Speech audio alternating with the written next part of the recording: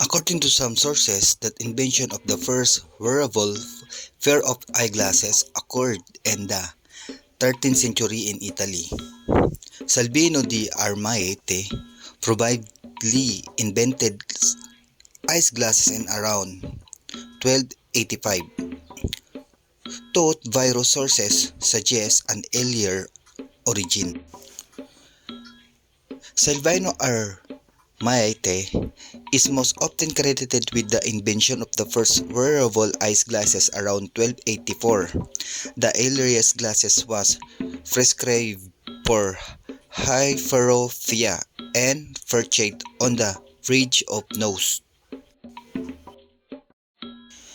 The earliest mention of Salvino degli Armante as the inventor of eyeglasses occurred in 1684. Fernando Leopoldo del Migliore (1628–1696) of Florence published a book, Farzencita Novissima Illustrata. Florence's most noble city illustrated in this book, del Migliore claimed to own a burial register of the Church of Santa Maria Maggiore, which had recently been renovated. This register supposedly recorded Armentes Espeta as follows. Del Maggiore never produced this burial register and has never been found. Del Maggiore claimed that the Armantes tomb and its epitaph was obliterated during the church's restoration. In 1920, the Italian scholars Isidoro del Lungo (1841–1927) pointed out one that nowhere else had a Salvino degli Armante been credited with being the inventor of eyeglasses. That in the 14th century, the epitaph would have read, Le peccata, not la peccata, and most importantly, that the term inventor did not exist in the Florentine vernacular during the 14th century.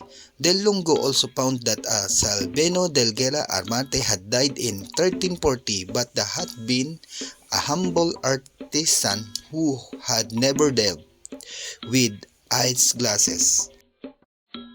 Lack of evidence not discouraged the spreading of this claim about Salvino degli Armante. In 1738, Domenico Maria Mani (1690–1788) of Florence published a book on the subject, De legge Oglia Anaso Nevantate, the Salvino Armante Genluomo Florentino, Trattato Storico, Historical Treatise, and Eyeglasses. Invented by Salvino Armante, Florentine gentleman. However, critics pointed out that it was impossible to reconcile Salvino Armante with the known genealogy of the Armante family of Florence around 1286, the period when eyeglasses were invented.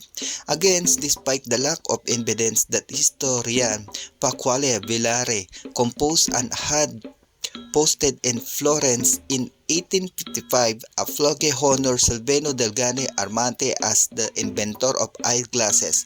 The flag was since been removed. Furthermore, between 1850 and 19,000, a portrait head of Salvino degli Armante with a plaque containing his epitaph was mounted in the chapel of the Orlandini di Becotto family of the Church of Santa Maria Maggiore.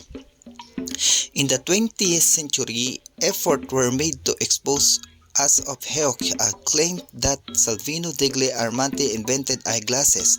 The Dizionario Enciclopedico Italiano 1955, Volume 1, Les Salvino degli Armante together with an exposure of Del Maggiore false claim. Furthermore, Vasco Roche, an Italian physician who specialized in optic, also published an article on the subject as did the American history of science Edward Roses and the Italian professors of ophthalmology Giuseppe Albertotti 1851-1936.